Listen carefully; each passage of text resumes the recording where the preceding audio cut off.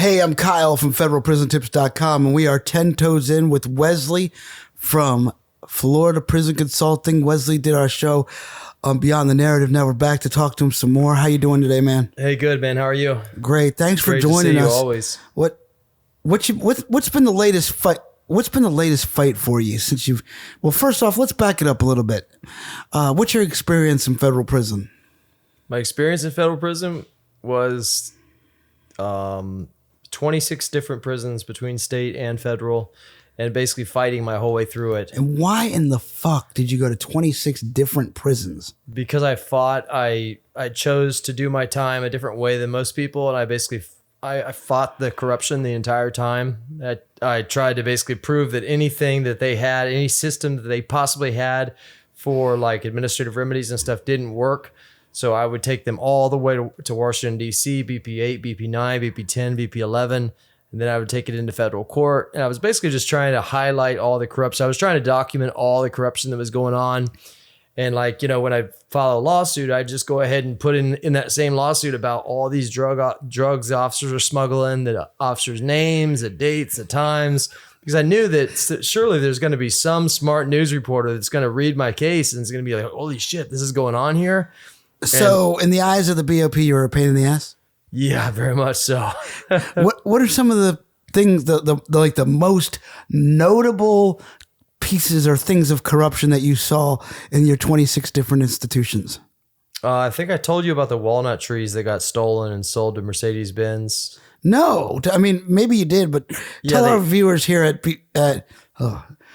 tell our viewers here at 10 Toes In about the walnut trees. So I was well, let me start off. Let's start off at Coleman. So I got to Coleman. And you started at Coleman. I started at Coleman. I started in San Diego. What brought you to federal prison? 16 kilos. You just say that so nonchalantly.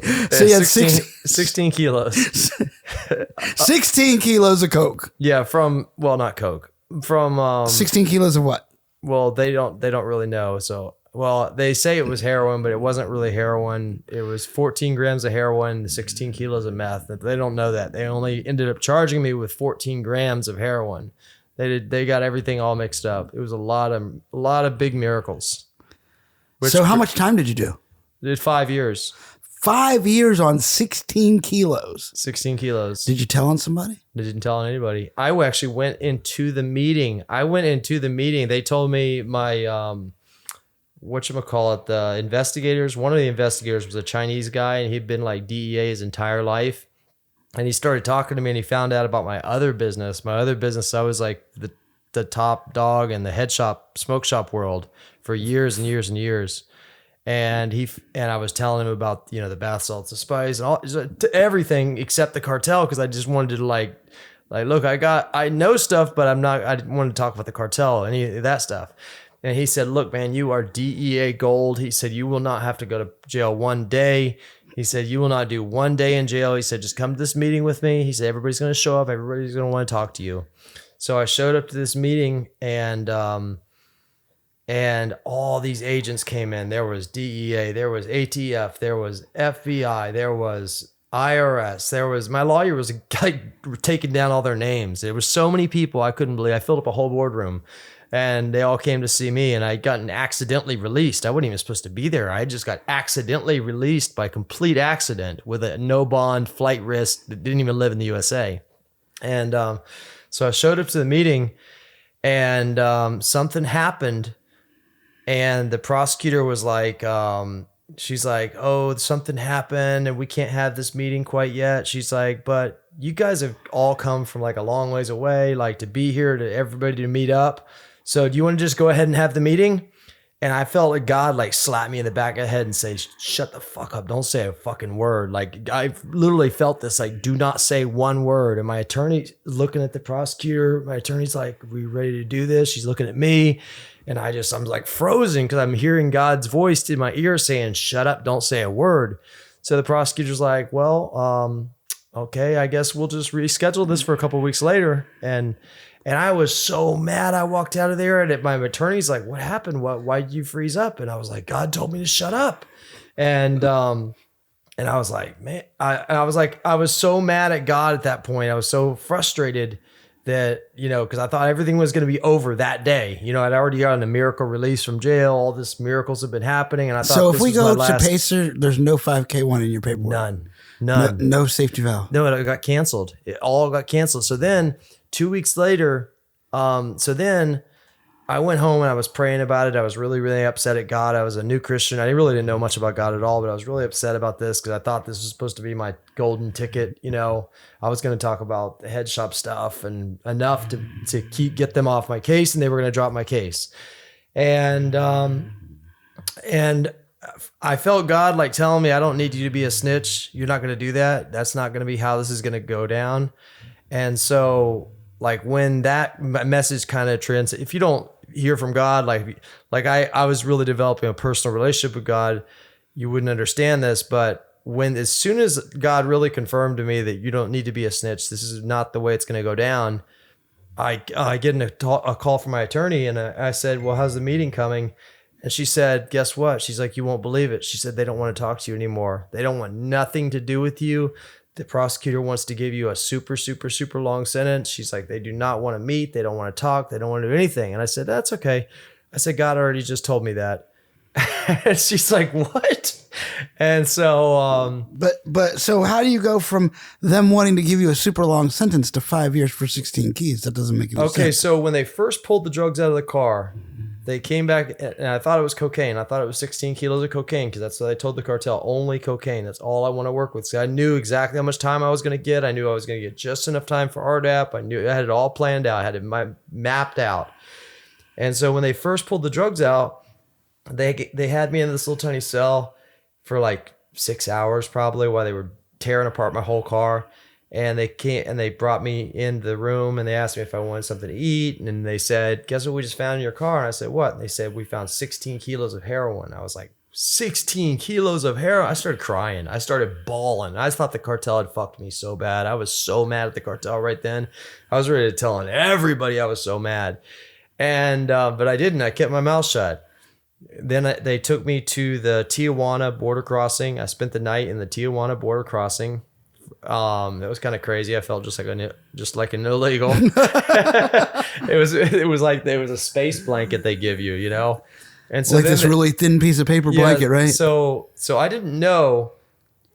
I didn't know this at the time, but there was not 16 kilos of heroin in my car. What happened is when they first pulled the drugs out, they tested the first bag that came out. The first bag was a 14-gram bag of heroin. That's it.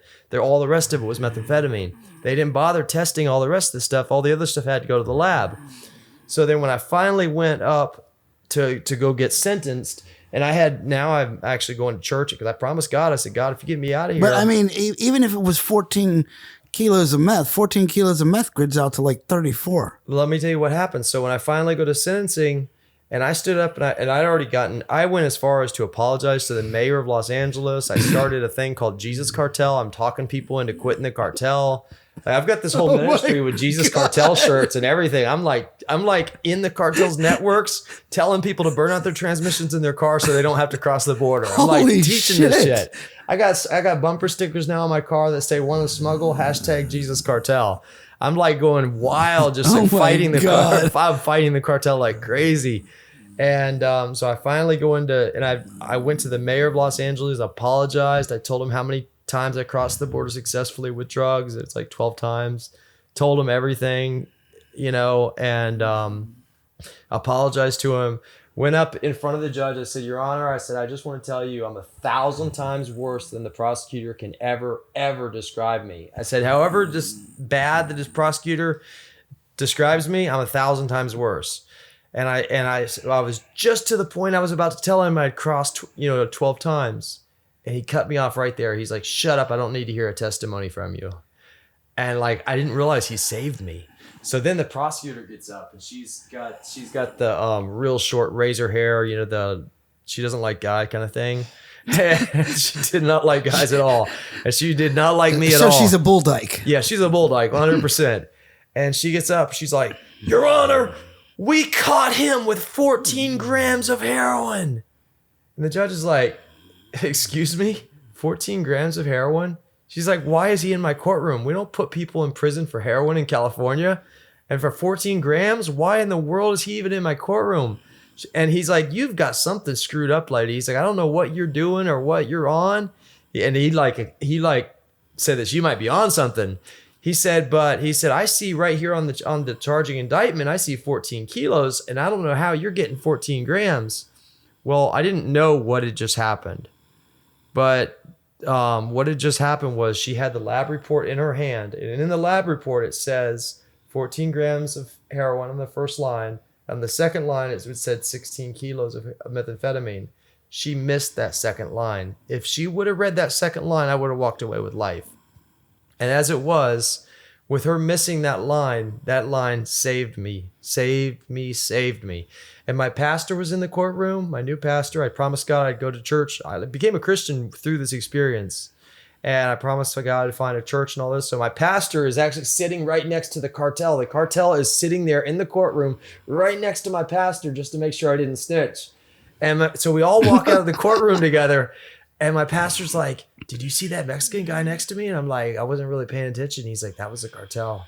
And I was like, are you serious? And he's like, yeah. He's like, that was definitely the cartel because he came in for you and he left as soon as your thing was over. He's like, he was making sure you didn't tell. And I was like, phew, I'm glad I didn't tell anybody. But. So all in all, you got 5 years for 14 grams of heroin. 14 grams of heroin. So he did sentence you. He told me he would have only given me 18 months had I not had priors. He said if this would have been your first border crossing offense, you would have got 18 months. That's what the normal, whether you have 2,000 kilos or whether you have 2 kilos, the normal crime for a first-time offender crossing the border is 18 months. Except then if you had all that other stuff, then you'd have the drugs. If you had what do you mean? So you had 18 months for the crossing the border? No, like a normal, like if he crosses the border for his first offense, if somebody just wants to make a bunch of money with the cartel real quick and they've never been in trouble before, and they just go cross the border real quick and they get caught, they're going to get 18 months. That's what they're going to get, standard across the board. He said he was giving me 5 years because he said you have a past. You know, I'm a felon in possession of firearm charge. I've got other charges from the past. Okay. So that's the only reason I got 5. Otherwise, so you got a mule charge. I would have got 18 months. Wow. Isn't that crazy that you could do? That's like that's the next best crime to do. The best crime to do is bank robbery with a note. Number 1, that's the best crime. Second best crime is a carload of drugs. Why is bank robbery with a note the first best crime? Tell us. Because it's not violent. So your points are low. You're going to a work camp probably. You're gonna get your heart worked on. You're going to get whatever medical stuff you need done. You pimp the feds out a little bit and you go home. I will tell you that. So people bitch about the healthcare in federal prison. I was at Butner, which is a medical yard, and I got great healthcare because I have a lot of chronic issues. So there's nothing like rolling out of bed and walking to the fucking doctor. Now I got to like make an appointment and they can't see you for like 90 days. Wow, and by the time they see you, care at Butner. And then when they see you 90 days later, you don't even need to go for the same fucking thing. It's crazy. Well, and you get specialists too. The feds have to pay the specialists. And the thing is what people don't realize about not your average care level 2 institution. I'm talking about the 5 medical institutions, right? Oh, okay. Butner, yeah. Fort Worth, Richmond or whatever that is in Minneapolis, Fort Devens, the medical institutions, right? They all work in tandem with some of the best medical facilities in the world. So when you go to Butner, if you have to go to the hospital, most of the time you go to Duke. No kidding. Yeah. Wow. I would go to Duke when I had to go be hospitalized. And the taxpayers paid for it. Worth it. The taxpayers paid for it. To go to prison. I own a construction company as well, and I work in this old folks home. I do like remodeling and stuff and some of these kitchens and stuff, and I fix windows when they break windows. And every time I go in there, I try to talk the old people into robbing a bank with a note because seriously, because I'm like, you are so lonely. You haven't had a visitor in months. You don't have any young friends. Like you have no hustle. Your life sucks. You're like, you should really think about going to federal prison. Like you can go into a bank with a note and you'll have like a perfect, like it really sucks for old people. Like if I was 65, 70 years old working at Home Depot, no, that's not going to cut it. So you think that I would definitely go back to. So it is your recommendation that Grandpa, in lieu of going to the nursing home, should go rob a bank? Heck yeah, absolutely. He's getting free medical care. He's getting good medical care. He's going to a medical camp. He's going to get taken care of.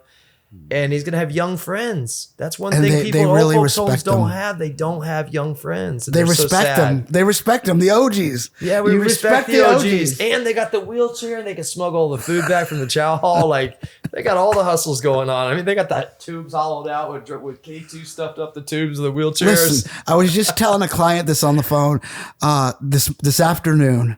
I'm telling everybody, there's a bunch of people in the room while we're taping this. There is a very famous Italian restaurant down here in South Florida. They have multiple locations. The initials are LB. We'll leave it at that. One of the mafiosos that owns this restaurant chain was locked up with me at Butner, and I did his 821. I think I know. And he tells me, he's like, Kyle, when you get out, go to my spot. Go to my spot. Get whatever you want. Have a feast. It's on me. It's on me. So I go. And, I tell them and they're like, oh, Kyle, they told me you were coming. They told me you were coming, blah, blah, blah. And so I order a modest meal, like $80 worth of food, right? That's it. That's all I ordered. $80 worth of food. Yeah. $500 worth of food comes out to the table. And, it's me and a friend, and we're just eating and eating and eating. I go to write a tip and I write I leave a tip and they chase me out to the car. They're like, nope. Wow, that's really cool. Danny said no tips. No, not, we're taking care of you, your family here. So, I mean, and he was speaking of restaurant owners, I was in prison with the owner of the world famous tiki bar down in the Keys. What's the name of that one? It's the world famous tiki bar. That's the name of it? Oh. Yeah, he was a mafia guy. He paid to have somebody hit. It was a murder for hire kind of deal. And he actually died in Coleman, died right in front of us. And we had this little Spanish inmate pastor, and the Spanish inmate pastor would not stop praying for him. He's praying over his corpse. And I'm like, dude, and I've told the Spanish pastor, I'm like, dude, let him go. Leave him alone. He's at peace. He's with God right now. He's not in prison anymore. Let him be. And he's like, no, my Jesus will bring him back. I said, man, you're crazy. And guess what? 28 minutes later, he came back and he went to heaven and everything. He saw God. He went and gave us a full testimony. And he's the coolest mafia dude in the world. He owns that big world famous tiki bar. Can you imagine? And he owns Deer Key. I think it's Deer Key or Duck Key or one of the other keys. He's filthy rich. Can you imagine dying in federal prison and going to heaven and coming back to federal prison? Why didn't he get released? Because he did die. He served a life sentence. Like, he died. He physically, they have charts saying that he died. I mean, technically he died. Minutes. He should go. He should be released. He should be released. Is he still in prison now? I think so. And then another guy died like the next week and almost the same circumstance happened. Oh my goodness, that's crazy. And I was like, oh my God, this is going to be in the No, I mean, when you're old, if you die in federal prison, let it go. The Orlando newspaper, they're going to cover this and nobody's talking about it. I'm like, oh my God, like there's people coming back from the dead in prison and they're not even talking about this. I had some crazy supernatural experiences happen in prison. Like, I got attacked one time by demons. What? I'm dead serious. I had a roommate that was a Satanist, and me and him got in a squabble. And 3 times in one night, it's happened to me a total of 4 times in my whole life, but 3 times in one night in Seattle SeaTac, I was pinned down to my bed. Pinned. I could not move. They call it sleep paralysis. People call it. It's not. It's where a demon literally pins you down. And I could not move. I couldn't move my mouth. I couldn't move anything. I just said, Jesus, and gone. But I don't know if you've ever heard of sleep paralysis, but it's a scary freaking thing. It's scary as heck to be pinned down by something huge that you can't see and you can't feel. It feels like 1,000,000 pounds on top of you. There was one cell that was haunted. The toilets used to flush all night long. People would like yell at the ghost in the room, and the lights would start flickering on and on. I've seen some pretty haunted, creepy. Oh my God, stuff. This is crazy. This is for real. Some creepy stuff. The Seattle SeaTac. Oh my God, dude, Seattle SeaTac is supposed to be a disciplinary place where they put people that like they can't handle. So they put me to Seattle SeaTac from Lompoc, And they said, you'll never get out of here. They said, you'll never get out of here. I said, yeah, watch me. I filed 80 grievances, 80 BP9s in 80 one night. grievances? One night. I walked up to the How do you get that much paper? That took me a long time. It took me a long time because I had to fight the case manager and I had to write her an extra grievance every day that she wouldn't give me those grievances. So it started out, it was like 70. They didn't just throw you on the bus and just keep you on the bus. No, they flew me out with 2 FBI agents. Because I reported after filing the grievances, I reported the coach for pimping out the females. What? He was pimping out the female inmates for $500. You could go in the broom closet with these escorts. Escorts. Wait a minute. Why was there female inmates at a federal prison? It was like an MCC. So they had where at? They had just Seattle, C-Tech, MCC. So they had just locked up all these Chinese escort, massage ladies, that do the massages with the happy endings. They had just locked up a whole bunch of them. The feds did. And now these guards are renting them to the inmates for $500 a piece. And I found out about it. I'm like, oh, hell no. So I wrote a letter to the news and I sent it out to like tons of people. So SIS called me down. Did anybody pick it up? SIS called me down. Yeah, but did the news pick it up? SIS called me down. They said, who did this go to? And I told them, let's go into this. They said, oh my God, we got a lot to answer to. They said, we'll have you out of here in a couple days. I was out of there in 2 days, FBI agents on a private plane. They flew me from there. They flew me to Las Vegas, Pahrump, the private prison. Right. I loved it there. Oh, I could bully those guards so well. It was so awesome. It was so great because they weren't BOP, so they didn't understand the way we run game on the guards. So they just didn't.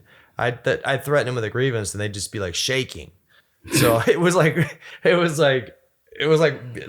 being the jefe of the mafia in that place. But then I got sent to where else did I go after that? I went to Sandstone. I got kicked out of Sandstone. And then finally Yazoo was the place that can tolerate anybody. Yazoo's a crazy disciplinary yard. Yeah, that is, they say that it's a disciplinary and I believe it 100%. It's just wild. It's like, how can it be disciplined for you to have full permission to have 3 or 4 cell phones? Well, you don't have full permission. It's just lazy guards. I mean, they're like, everybody turn off your cell phones during count. We don't want your cell phones interrupting our count. Forest City's the same way. I mean, the thing is, a lot of people don't understand that Forest City, Yazoo, and Beaumont are the yards that you go to when you get caught with a phone at another institution. And then you get there and the phones are in every cube. Isn't that crazy? No, and let me ask you, why do you, when you get caught with a cell phone, why do you get banned from the wall phone for 60 or 90 days too? Why do you get banned from that because you got caught with a cell phone? Like, that makes no sense. I mean, I had a cell phone. Okay, so are we taping on the audio thing? Okay. Personally, I had 3 cell phones at Montgomery. I had 2 finger phones and an Android phone. I lost them when a guy named Omar told on me, yeah, I'm going to put Mean Mugget put right here on the podcast. Little Omar from Iran or wherever the fuck he was from. Anyway, he was the guy who snitched us all out. He was the little nerdy kid that fixed all the phones. They took him to the county jail for something. 5 days later, he comes back and everybody that had a phone was gone. So he told on everyone. No way. But the thing was, the reason that I had his phones, job was fixing phones. not his job from the prison, but his job on the it was his hustle. He was the kid that fixed the phones. What made him so mad at everybody to want to? He wanted to come out of the county jail. He couldn't hack it. I mean, we were at a sweet ass camp. So, the thing is. So he basically did a deal. Like, I'm going to tell everybody if you get me back. And then he came back. Wow. And we all left that same day. That it was a Friday in September of 21. That's crazy. And we went to the county jail, all of us. And the thing about it is, Find out if he's on probation, call his probation officer. That's what I would do. Right. So the thing is, the reason that I personally had phones was because I was restricted from wall phone for like 2 years. Yeah, I'm restricted forever. I had. I don't find that hard to believe at all. No, for eternity, I can never be on a wall phone. I had 4 or 5 cigarette shots, and they just kept adding more and more time on the ban from the wall phone. And, I convinced my mom it was easier just to use a cell phone. She didn't even realize I was breaking the rules or whatever. Wow. She'd call me on the cell phone. It was dangerous. Great. It was, it was camp. And then I got caught again with another cell phone. Oh, you were at camp. So it was cake. Until I moved from camp to low to medium. Wow. And then medium to low. But you pretty much had phones the whole time. Yeah. Well, not at Butner, not on my We rebound. need phone. Inmates need phones. They need the ability to contact their wife, to have happy moments with their wife, to have, like intimate time on a phone, whatever that should not be a shot.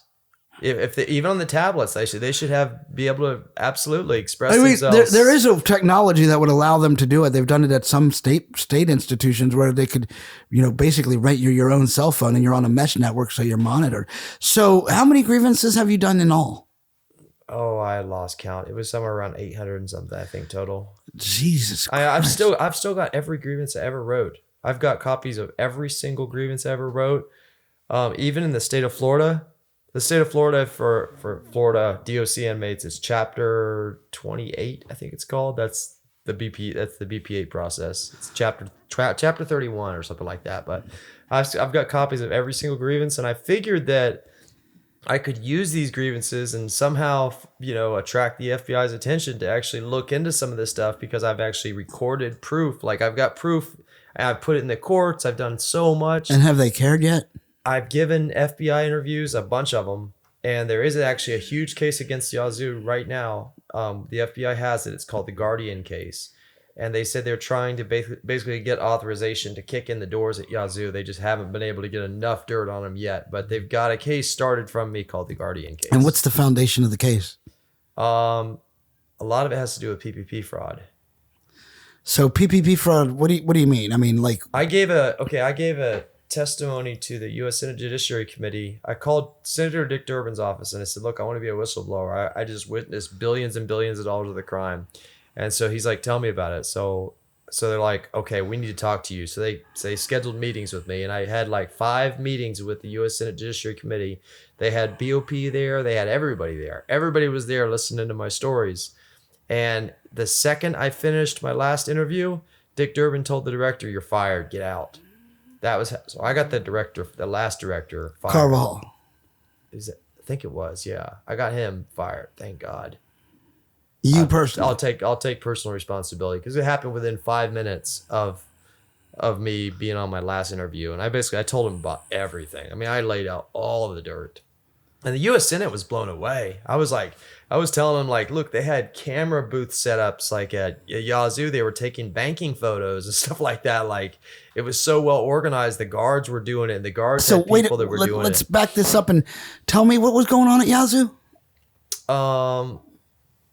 What wasn't going on at Yazoo? No, I mean specifically with the banking fraud and the PPP loans. Like, what's this big smoking gun thing?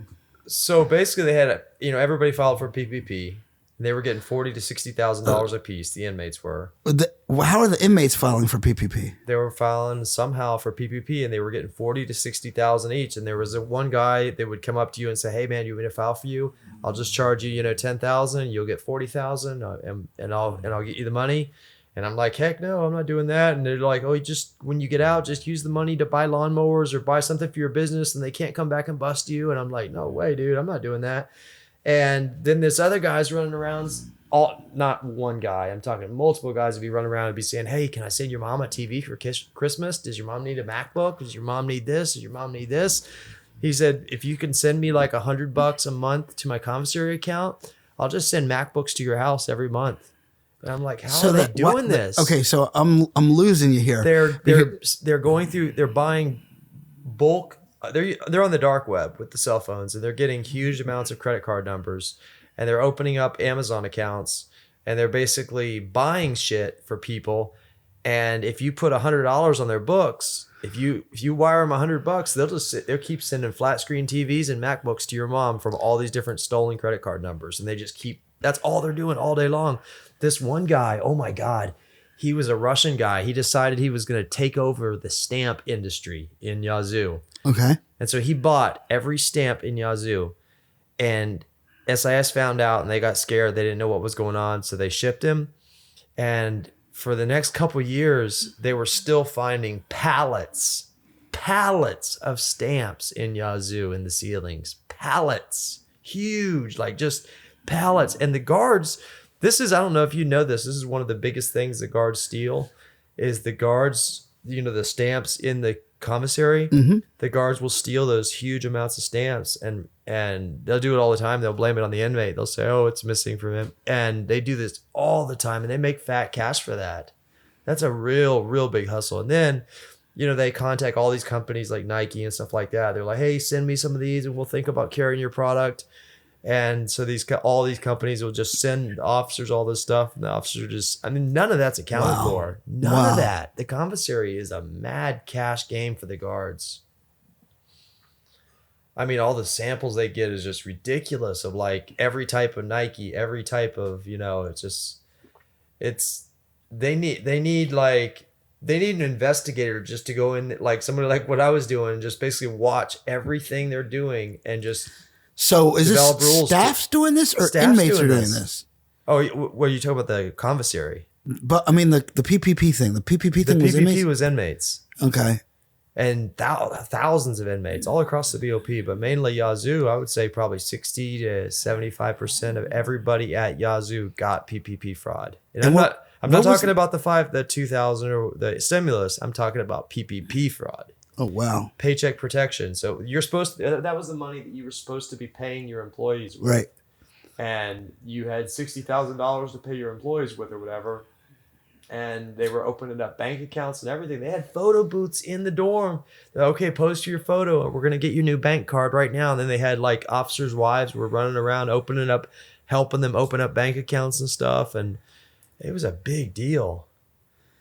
Is there any paper trail on this? Did anybody go to prison for it, or? The guard. Okay, so what happened? I don't know if I should tell you this story. I was in the work release and the West Palm Beach work release, and the halfway house. Yeah, at the halfway house, and I walk up to a table, and I'm a paisa, and so I sit down. There's a Serenio, there's a paisa, and there's another gang. I forgot one of the Latin gangs, and so we're all kind of like brothers, So I sat down with them. Everybody has their cell phones on the table, and we're all talking. And then one guy was like, I just killed somebody and ripped out his fingers and chopped off his arms, and I set his body on fire and all this shit. And I'm like, what the fuck? He's like, yeah, I got to do 3 more today. I got to do 3 more next week. I was like, what? Are you fucking serious? He's like, yeah. And he showed me a check for $10,000. He's like, I just got paid $10,000 for dismembering this body today. And I was like, are you fucking serious? And I looked, and I'm like, there's 4 phones at this table, and they're all fucking recording all this shit. This guy's telling me about a capital offense that he might be the FBI. He might not really be a Serenio. He might be the FBI. He might be trying to set me up because I know how bad the BOP wants me. So I was like, fuck, what do I do? I'm at the halfway house. I can't call the FBI in front of all these other inmates. No, you can't. So I texted the FBI, and I'm like, dude, this dude just told me he just killed somebody, and he's got to kill like a bunch more people in the next couple days. Whatever happened to him? They got him. Oh, okay. Yeah, and he was really doing that. So I became friends with this FBI agent through that. And now, like, I've got him on speed dial. I talk to him all the time, like, about the BOP when I find out about BOP crime, and he'll like push stuff through for me to get officers, arrested and things like that. What was the hardest spot that you went to? Coleman was so easy, man. I've heard that. Coleman had a salad bar, dude. Well, I mean, that was the salad bars. Bar. The salad bars went away in 2016. I know, nationwide. That was incredible. I mean, so the thing is, I was talking to my best friend at Butner. Dude, Sandstone had the best food in the world. They had the world's best food, total, hands down. The worst place for food was probably Seattle SeaTech. Really sucked for food. San Diego, that's a fucking bad place. That's where you find out that gangs are real. That's where you find out. That's where I got beaten in the face by a bunch of Hell's Angels, like smashed as hard as they could hit me in the face because I told a black guard that I was going to write him up. And I was like, but I thought you guys hated black people. And they're like, he brings us drugs. And I'm like, oh shit, this is a whole different thing. I mean, I didn't know any of this stuff. A lot of, when you run, most of the time, Most of the time when you run with a car, you can't write people up anymore. Well, I didn't really know I was in a car. And so from that point on, I was like, hey, look, I'm Mexican. I'm not with you white guys. Like from then on, I was like, because that's what they told me. They told me because you're white, because you're a wood or a pecker or whatever they call that. Peckerwoods. Peckerwoods, yeah. They said that's the thing. When you're at an active yard, when you're active yard running with a car, you can't be putting paper on people because they got too much shit going on and it gets too hot. And when you get too hot, you got to check in. Yeah, but the Paisas told me, they said, look, as long as you are our lawyer and you basically help us with our immigration cases and our things like that, they said you can do all the damage you want to do. And so they did for a long time until I got to Sandstone and basically SIS threatened them. Wow. And they had 150 Paisas. And some of these dudes could bench press 500 pounds. They had me surrounded on the handball court where there's no cameras. They all came at me from all the way around. They said, we just need to talk. And they said, you got to stop writing grievances right now. And I said, listen, I came to Christian, number one as a Christian, number two as a lobbyist, litigator, jailhouse reformist, number three as a Paisa. Paisa's third on the list. I'll walk away from you guys right now if I need to, but I'm not going to ever stop filing grievances. Wow. And SIS found out. And they shipped you. Yeah, just like that. They just grabbed me right out of a freaking RDAP meeting. I was in RDAP for just to fight. I was in there just to fight him and challenge him for a few weeks. I actually got the year off and everything, but I wanted to challenge and fight the system. I taught because you didn't do RDAP, did you? No, I didn't do RDAP. So they have an internal complaint system in RDAP where they try to encourage inmates not to go through the administrative remedy process. And I stood up on the mic and told the inmates that was all BS and the RDAP was just trying to cover their butts. And then basically what RDAP was more than anything else was RDAP was a transgender pushing program. They were pushing transgender stuff. That's all they were doing. That's their whole thing. They were bringing sex offenders into RDAP, which shouldn't have even been allowed in RDAP.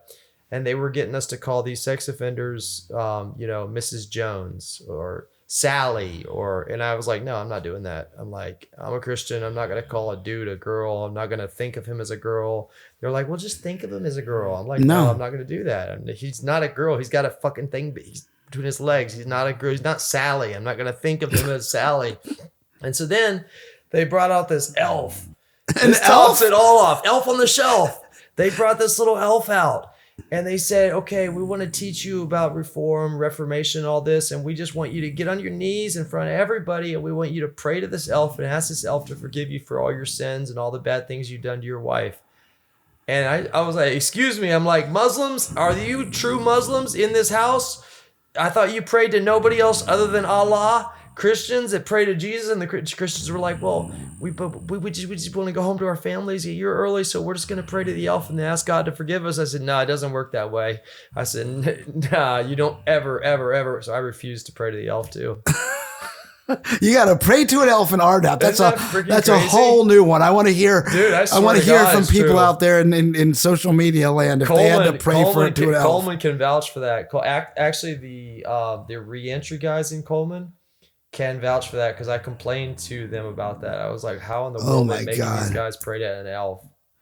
Oh my God. I was like, Christians will take a gun for Christ. Like they will literally in communists like China and stuff, they'll say, you have a gun in your mouth, they'll say, if you don't deny Christ, we're going to blow your head off.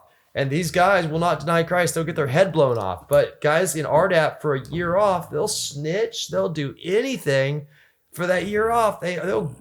And now they can get it with the First Step Act. Now they can get it with the First Step Act and not even waste all that time anymore. But really, the RDAP need to fire all those psychotic psychologists. So I got to tell you this. This is going to blow your mind. When I first went to Yazoo, we had a meeting with all the different staff members, and we had a meeting with this psychologist lady. And she came in there and she's like, hi, my name is so-and-so. And if you drop your pants and start jacking off to me, I'm going to blah, blah. And she just started screaming at us. Her rant lasted for like 45 minutes. And I'm looking at her. I'm like, you are the most hideous piece of road trash. I would not do you with his, like no way in the world. Like, why would she ever even think somebody would ever do that to her? Like that was just like the least. She just looked like garbage. Like she didn't even look like a true specimen of the female type. Oh my God. And oh she was my that God. bad. And why would she? But to me, it was like, you're a psychologist. You're supposed to be more professional than coming in here. We're all broken men. We're all hurting. We're all missing our wives.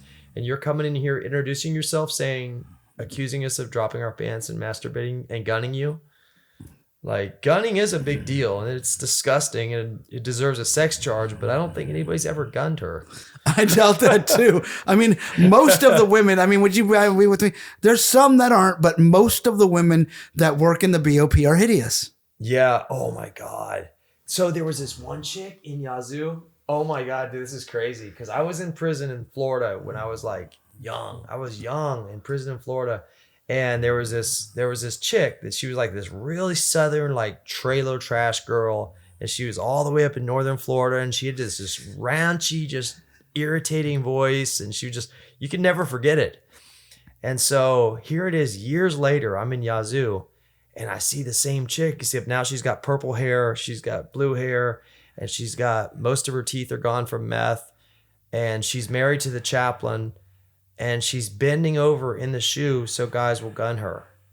Purposely letting these guys gun her and looking through the window. Wow, you do have a pretty big one. Keep it going. I'll finish bending over and picking up this paper. She's the chaplain's wife at Yazoo. Oh my God, that's crazy. Dude. Do you remember her name?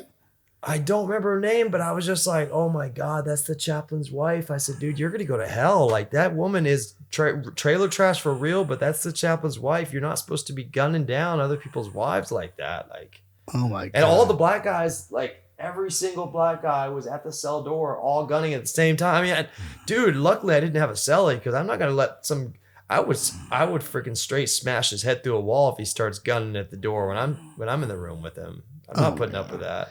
That's some crazy stories. Dude. Wesley, where can people find you on TikTok and Instagram, or on TikTok? Florida Prison Consulting. I think I changed the name on TikTok to Federal Prison Consulting, and I think that was your idea because you said don't limit yourself. But FloridaPrisonConsulting.com, Federal Prison Consulting. I'm your buddy. You're the one I send to for all the legal stuff. I appreciate it. You're the king. You're the king. Thank you so much. I've never met somebody I never dreamed anybody could ever know the BOP system better than me.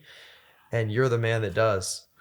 I spent a lot of hours. You know it better than anybody. Like, I've never ever dreamed. How many people have you gotten off on? Well, between relief, we say we've gotten a lot. How many people did you get the clemency from Joe Biden? 240. 240. How many lawyers they might have gotten one or two off. Somebody might have paid a lawyer like $60,000. I mean, we had an inside track. We knew it was coming down. Nobody wanted to believe me when it was coming down. Inside tracks with everything. And you know, it's all in our TikTok and our Instagram timeline, but we knew it was coming down. So, you know, I was soliciting people. I think you're the only person I even see on TikTok. Like, you're the only, I don't see anything except you, and I see all your videos, and I have never once caught anything inconsistent on you. Not once. Everything you've predicted, every prediction you've ever made, you're not a hype guy. Everything you say comes true.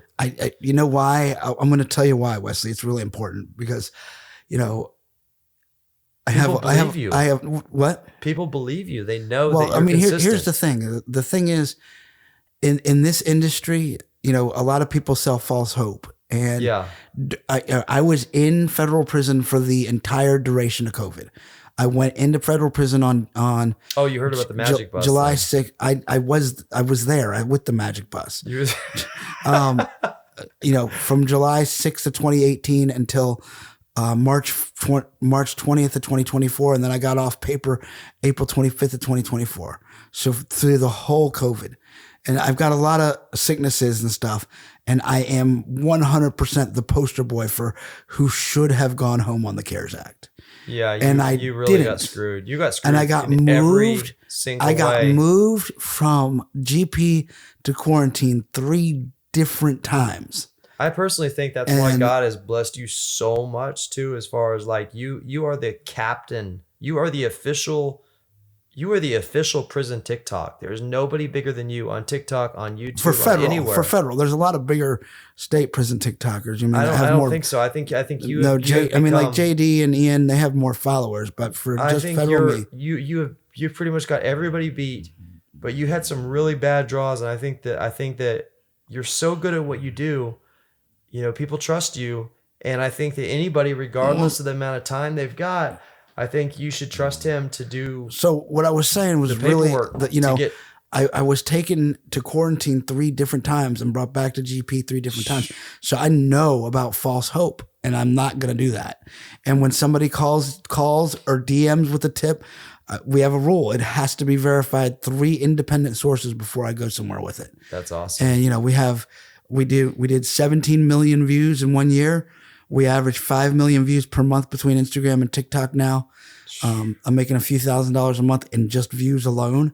So, you know, it's That's great. And I'm feeding 6 people. We have 6 full-time staffers that I got to take care of. So, you know, and I left federal prison on March 20th, 2024 with a gray sweatsuit, a gray mesh bag, and $40. Nothing to your name. And now you've just blown up overnight. Yeah. Well, not overnight. But I mean, it's because you've been so successful, because you've gotten so many people really off probation, out of prison. And I don't think people should never give up hope. I saw somebody in the comments saying like, hey, I just got sentenced to X amount of time.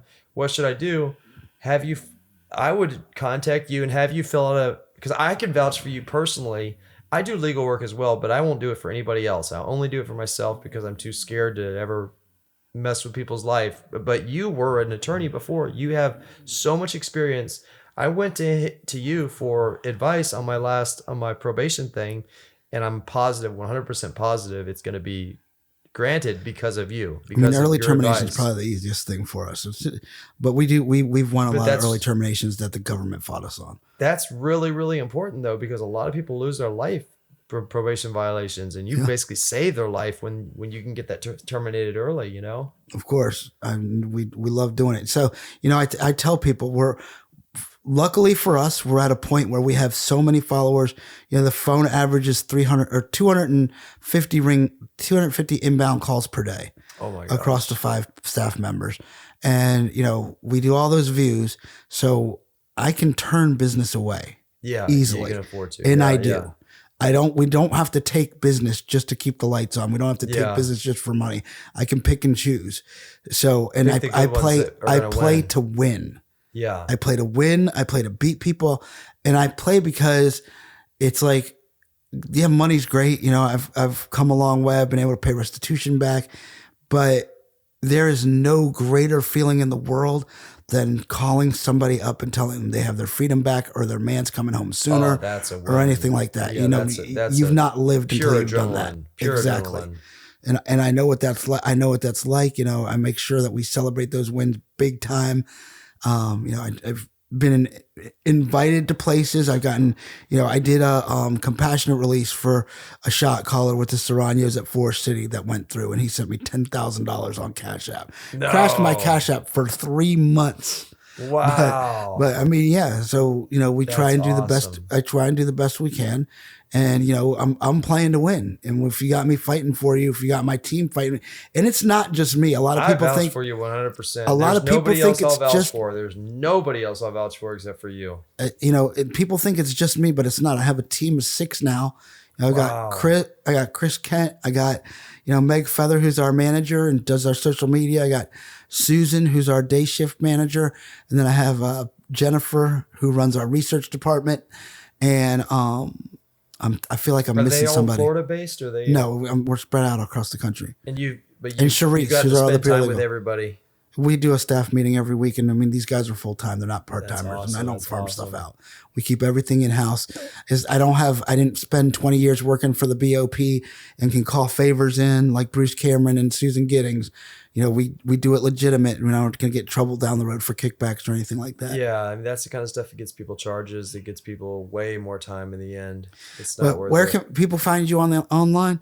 FloridaPrisonConsulting.com, and I specialize in not the legal side that you do. I specialize in only lobbying. If somebody can be clean, if they can keep themselves out of trouble, and you know not have a cell phone while I'm trying to get them out of prison, I'll go through the Senate and Congress and fight for them and do whatever it takes to expose the prison to basically get their relief. But if they want to play games with a cell phone while I'm doing that and sending the OIG and the OIA and all these people to the prison, and they're running around hiding with a cell phone like my last client just did, I'm not going to mess with them. So as long as they can be honorable and actually want to go home to their family, I'm here to help them. But a lot of that can also be done by you with, habeas corpus. Yep, of course. I mean, there's so much you can do. So that's why I send everybody to you for all that, any type of legal stuff. If you need help navigating federal prison or post-conviction work, visit federalprisontips.com. If you want to be on the show, go to 10toespodcast.com. Any way you spell it, you'll find us at 10 Toes Podcast. I'm Kyle from federalprisontips.com. Join me next time with my co-host, Jason Vacherbeck. You can reach him at jason@10toespodcast.com. Thanks a lot for joining us.